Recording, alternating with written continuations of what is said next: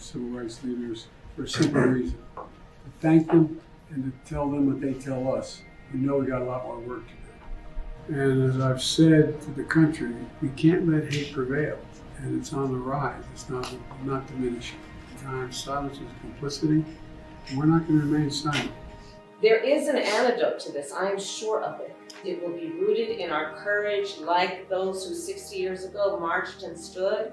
There is an opportunity in front of us to embark on the next era of who we are as a country in the midst of these full-on and intentional attacks. How do we create a culture of non-violence? How do we create a culture of love?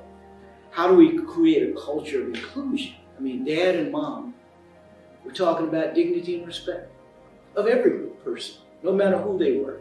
I remember one of Dad's quotes was, we can be like thermometers or thermostats.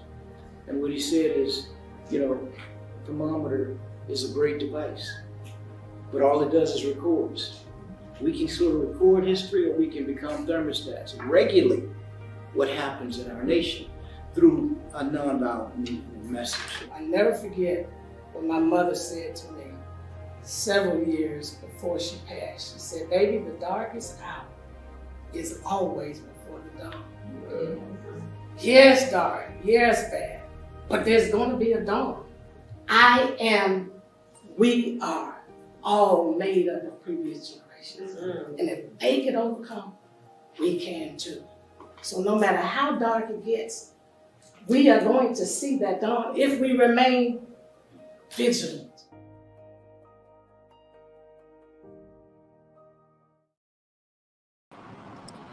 Now, I played that particular video for a reason, because we're going to go back to August 28, 1963. For those of you who may not be aware, August 28, 1963 was the March on Washington. Okay, this is where Dr. Martin Luther King Jr. gave his I Have a Dream speech.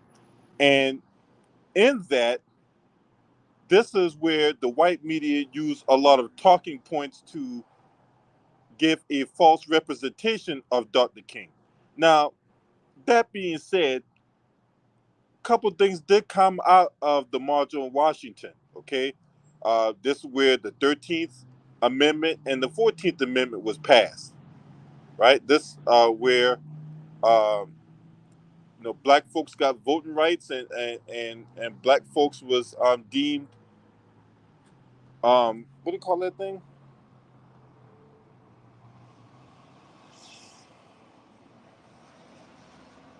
Oh, this is where black Americans got citizenship, and this is where they got voting rights.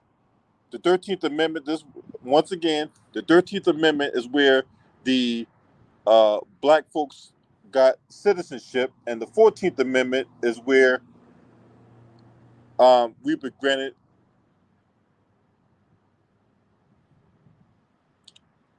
No, I take that back.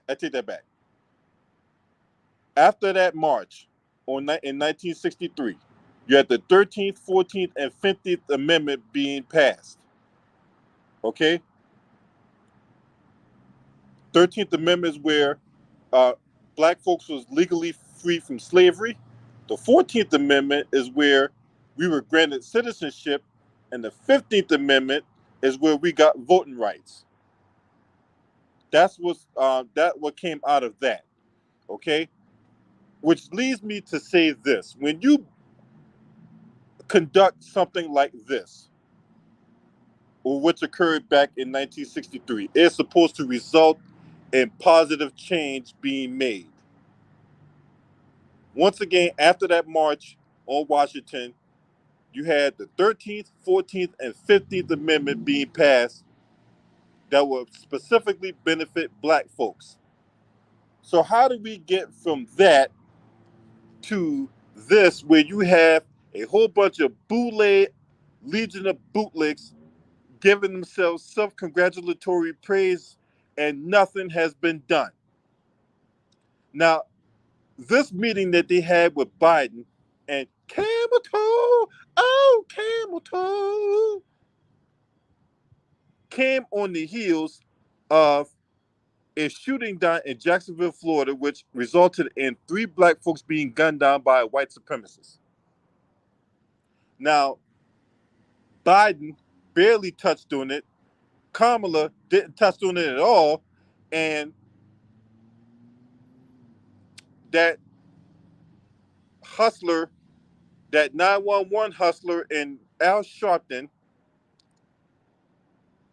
created some program to where he and his constituents, co-defendants, and co-conspirators are going to go down to Jacksonville, Florida for some meeting to address the situation down in Jacksonville, Florida.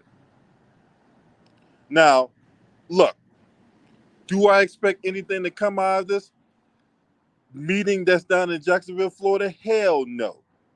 Because I don't trust Al Sharpton. I don't trust Martin Luther King III. I don't. These guys are nothing more than ass clowns who look for their next grift. And as you can see in this video here, right now, DJ, spin that shit.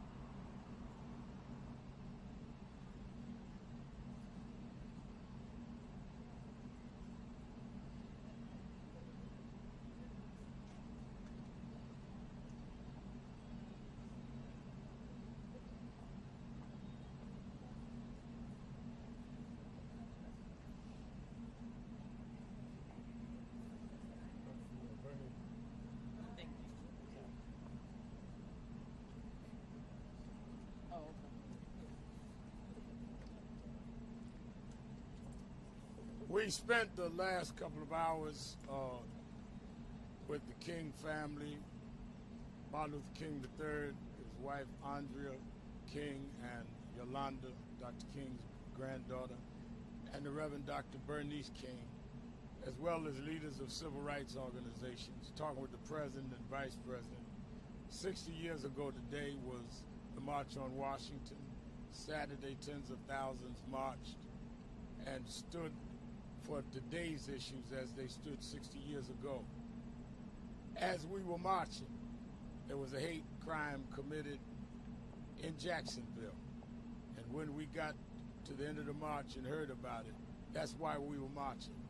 60 years ago, 2.5 weeks after that march, there was the bombing of the 16th Street Baptist Church. We are having eerie memory that as much hope as we represent, there's always going to be those that will keep hate alive. We said to the president that we, along with many of our civil rights organizations, Anti-Defamation League with Jonathan, who is here with us, National Urban League, National Action Network, all of us put together a hate crime summit here at the White House. It's time for number 2, and we want to do it in Jacksonville, Florida. And we told the president we want to go to Jacksonville with a hate summit as the second one. We told the president that we want to deal with those businesses that made all of these commitments after George Floyd and did not keep those commitments in terms of diversity of employment, in terms of contracts, and in terms of their diversity. We told the president that there must be done more about curriculum of nonviolence. It was an open and very candid meeting, but we leave here determined to continue to stand together across racial lines and generations and try and make this country move forward as they stood out on the mall 60 years ago today and stood for a dream. That dream cannot be deferred by our inaction. Before I bring the leaders on, I'd like you to hear from Martin Luther King III and Reverend Dr.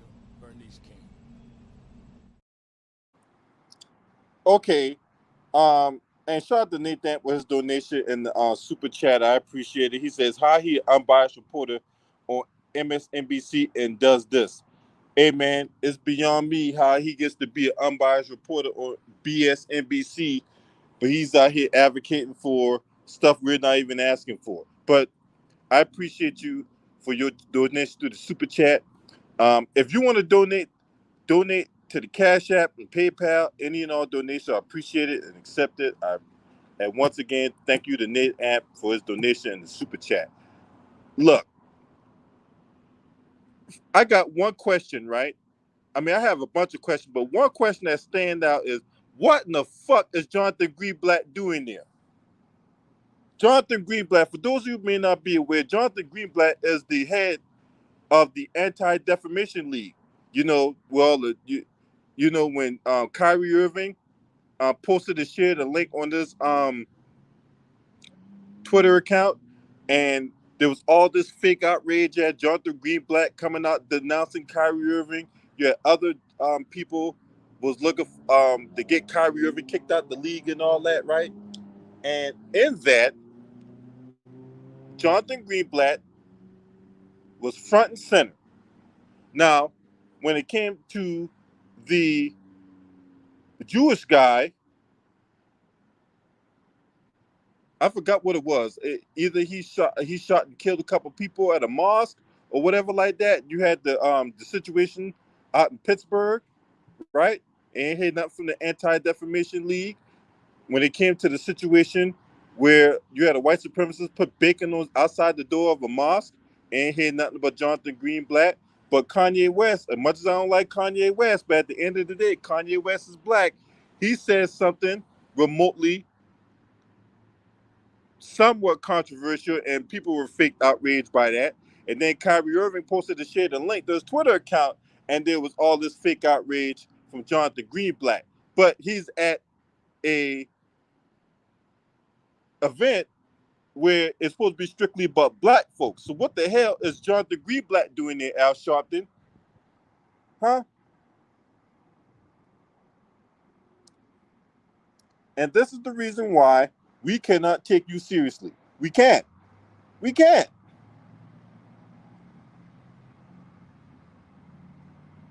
We can't. We cannot take a person like Al Sharpton seriously.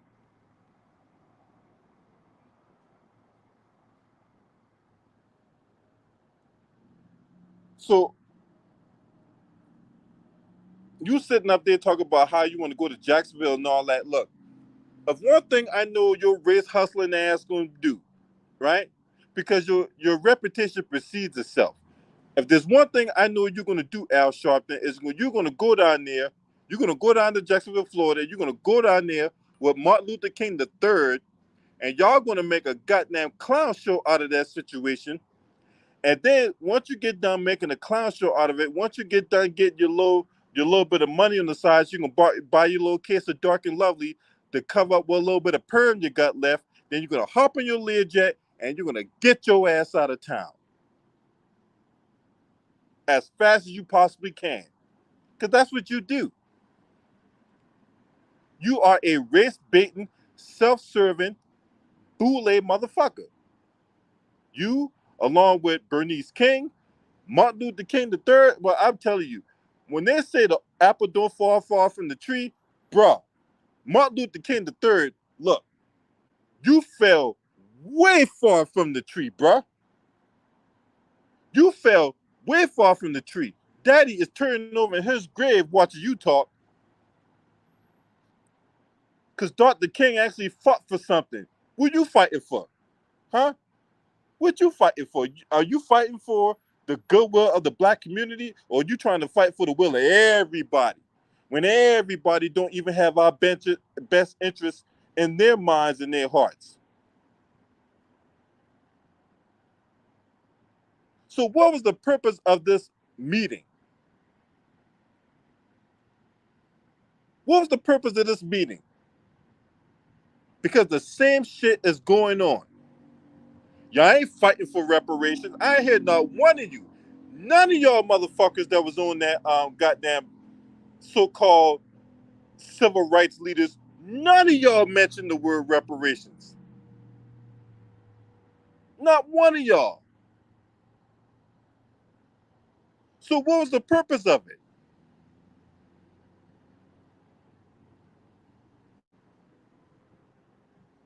And then when you go down there, where you gonna align yourself with Jobe Pitman, huh?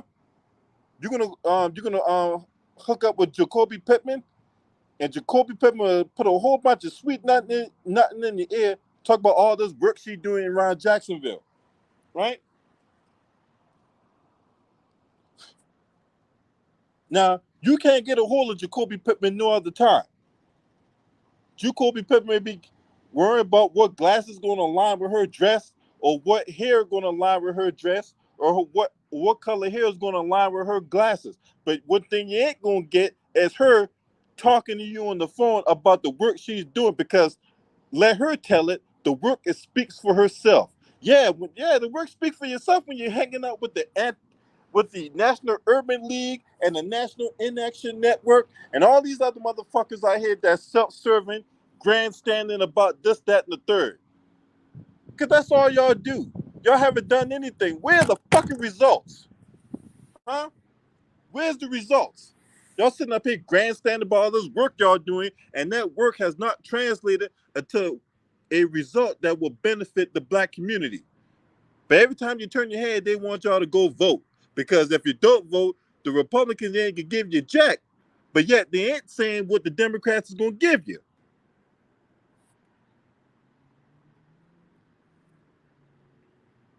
That's why when you see these circus acts parading around your town, you need to run their asses out of town. Whether they're in Jacksonville or Pensacola, Orlando, Miami, Opelika, wherever you at. I don't care where you at.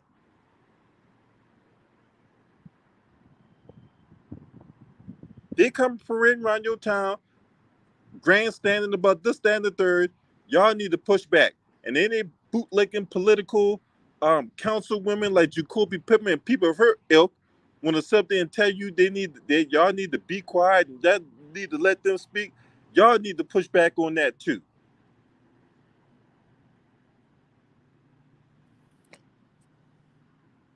I'm pretty sure Cory Booker was somewhere in the background. He didn't want to be on camera.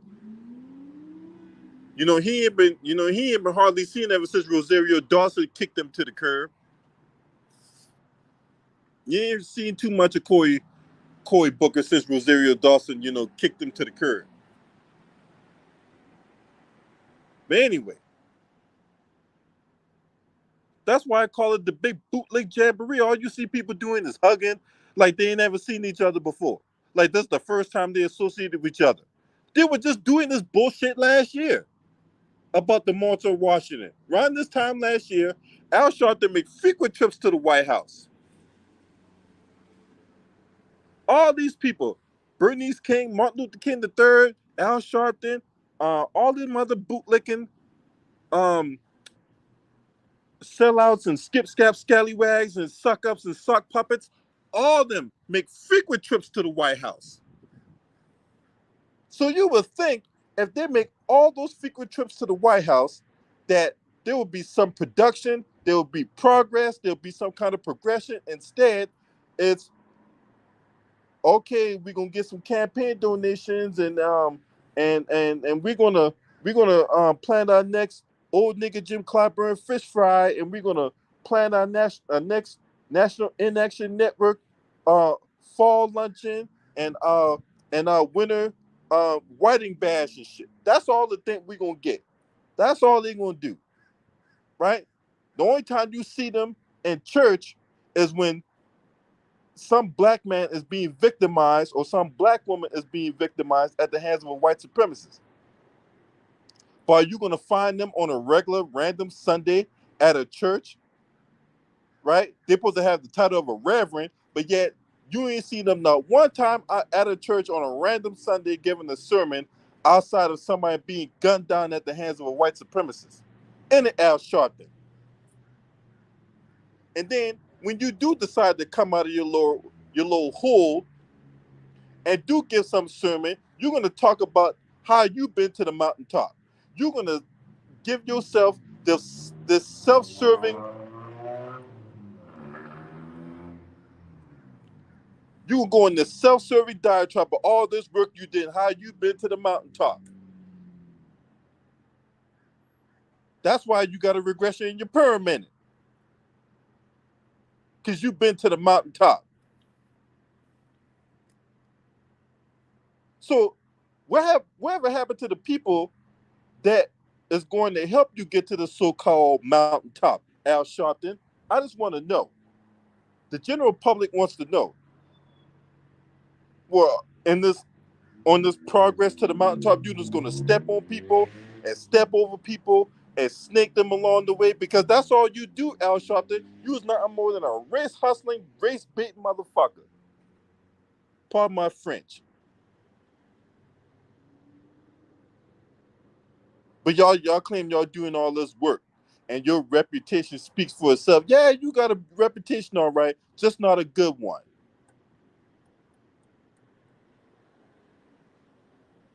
We don't need these people to speak for us. That's what I'm trying to say.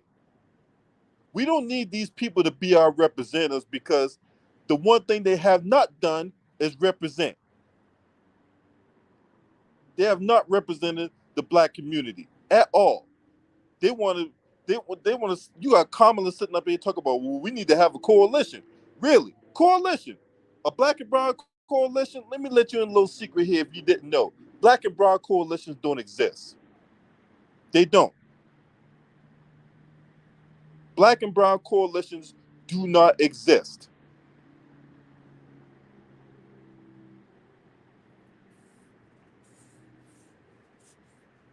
I'm gonna say it one more time, just in case anybody that's happened to be some infiltrator or some kind of undercover operative or whatever like that, just happened to be listening to my live stream. Let me let you in a little something. Black and brown coalitions do not exist.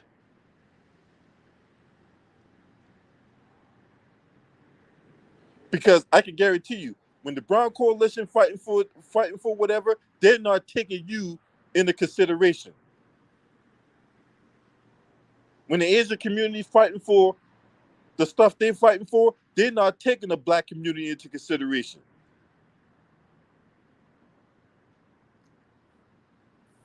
So this black and brown coalition, I don't understand where that's coming from and who's spewing that out. But I have a good idea who is spewing that nonsense out in the Kamala. Because, it was only 4 years ago you was an Asian. You was parading around yourself as an Asian. The first female Asian senator out in California. Now, when you run for president, all of a sudden now you find your blackness. What you do? You walked up to the attic in your house, and you just happen to be going through some stuff, and then you just happen to find a box of Converse, and you blew off the dust in that Converse. And when you open that box of Converse, you see the old Converse you wore back when you went to Howard, when you was claiming you was listening to Tupac and Snoop Dogg while smoking weed, right? That's when you found your blackness. That's when you all of a sudden became black. Now, look, I understand the art of evolution. From the time I came out my mama's womb up until now, I have practiced the art of evolution. My hair has gotten gray. I've gotten taller. I've gotten fatter. You know what I'm saying? I have big ass fucking nuts. All that shit, right? All that has happened during I've got more wiser, right? You know, from the time I didn't know how to put food in my mouth to where now I have a big plate of food and I can eat that shit in about 50 or 60 bites, give or take the dish. All that is part of the art of evolution in this life. From the time I came out my mama's womb to the time I'm sitting here on this live stream articulating points from my vantage point. That's the art of evolution. Now, the art of evolution I did not have in mind is you being Asian in 2017 and in 2020 you just happen to be black. That's not the art of evolution I had in mind. But somehow you pulled it off. Somehow you was able to fool a whole bunch of people, Kamala, into believing that you're a black woman. Now, this was the same black woman when asked about reparations on the grill, on that interview with the grill, when she first decided to jump off the back of the truck and go to Howard University and proclaim her presidency or her candidacy for president. I'm not going to sit here and tell people I'm going to do something that's only going to benefit black people. No.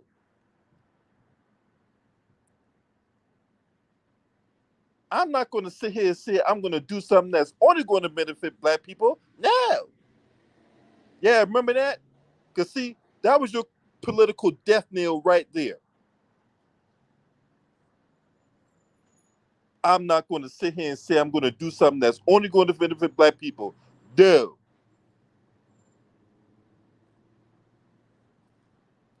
But yeah, you asking us to vote for you. But if you get your ass out of here.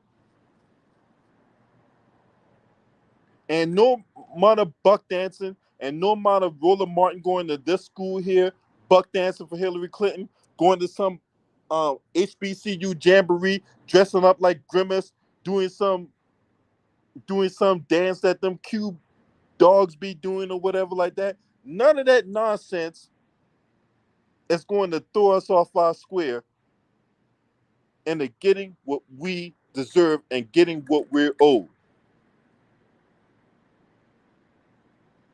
Because once again, you guys in the Democratic Party and all you bootlicking shells, whether it be Simone Sanders, the same woman who like kicking ass and taking names, the kissing ass and making coffee, to the Mark Lamont, you big dummy shill, right? He's sitting up there want to advocate for everybody else except for his own community.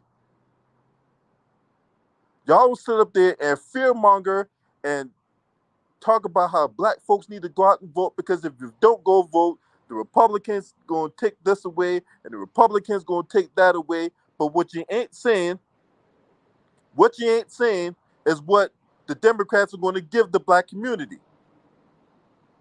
You guys ain't saying that.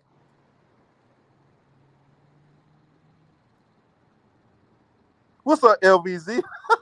Exactly. So what was the purpose of this March on Washington on August 28th, 2023, on the 60th anniversary of the March on Washington? Because at least the March on Washington gave us amendments. What will this give us? What did that meaning give us? Outside of a whole bunch of aging Democratic shills sitting up there parading themselves out to be something that they're not. So y'all trying to get them steps in your Fitbit, huh? That's what the whole purpose of that march on Washington is. I'm pretty sure that Alfred Street Baptist Church pastor there, Howard John Wesley, probably joined that shit too. So what was the whole purpose of that, huh? Did Martin Luther King III get up there and talk about how he had a dream? Did he get up there and talk about how he have a dream for 2023? Because I have a dream that Martin Luther King III actually got some hair patches and put that shit on top of his head to make it look like he had a full head of black hair. That's my dream for him. Because because outside of that buck dancing sellout, man, Martin Luther King Jr. is turning over in this fucking grave right now.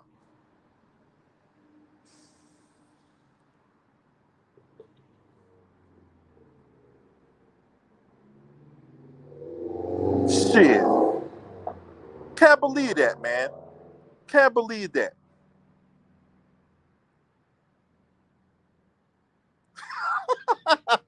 What LAC crazy?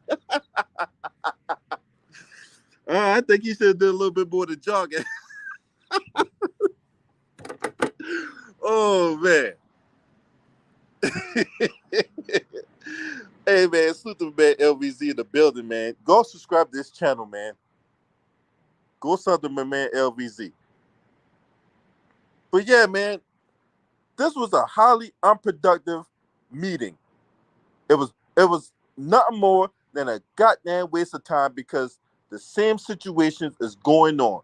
Black folks are being deprived of resources. Black folks are getting gunned down by police. Black folks are still being mistreated when it comes to getting a job, business opportunities. Black folks are still being kicked out their homes. There was a story out in Dallas where a black man was unfairly evicted from his home. the apartment evicted the wrong man, and that man just happened to be a black man out in Dallas. You didn't see that story? Go check that story out.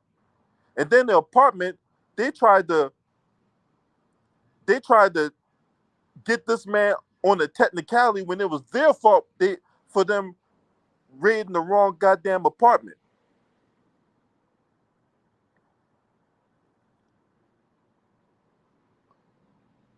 Look, we all know what this is about.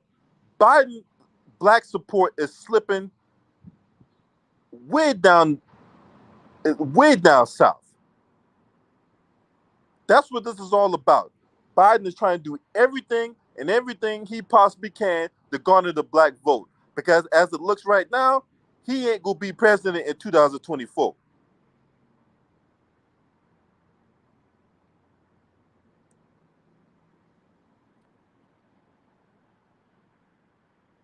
You say in Texas, an 81-year-old black man having his land stolen. See, this is the kind of stuff that people like Al Sharpton should be advocating for, but he's not.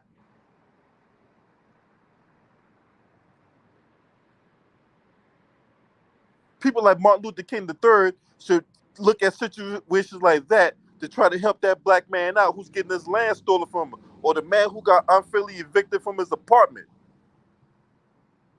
or the the families of the victims who were gunned down by white supremacists out in Jacksonville.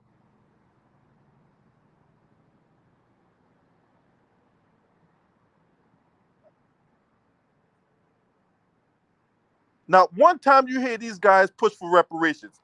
Not one time. The word didn't even come out their mouth. But they're sitting up here talking about, yeah, we the black leaders. Since when? Since when have we deemed y'all black leaders? Y'all couldn't lead cows to a slaughterhouse. And y'all sitting up here talking about y'all the black leaders. Since who? No, you guys ain't gonna prop somebody up in my face talking about, hey, this your leader. What? That's not how that works. That's not how that works.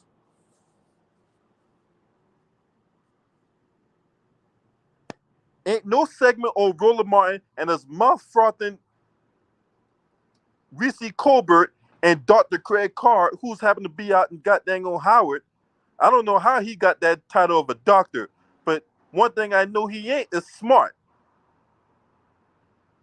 And all Reese Colbert gonna do is talk down on us and start frothing off at the mouth and cussing like ain't no tomorrow. That's what she gonna do, right? So in closing, you probably didn't even hear about this big old Bootlick Jamboree. You probably didn't even hear about it. If you didn't live in the DC area, you probably didn't even hear that this so-called March on Washington 60-year anniversary went down. Probably didn't even hear about it. But these supposed to be our black leaders, right, man? All of y'all. All you black bootlicking sellout corn shucking motherfuckers can go to fucking hell. That's what y'all can do. All of y'all. For real. You going live at 6:30? I'll make sure I'll be there for that. Y'all go to LVZ channel at 6:30.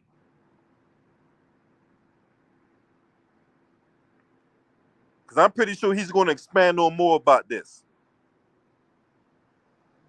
If you're not a subscriber to this channel, make sure you hit the subscribe button, hit that like button, and share these videos on your social media platforms. I would go on, but my battery about to die. So I got to stop. I got to end it right here. Shouts out to the LDBC.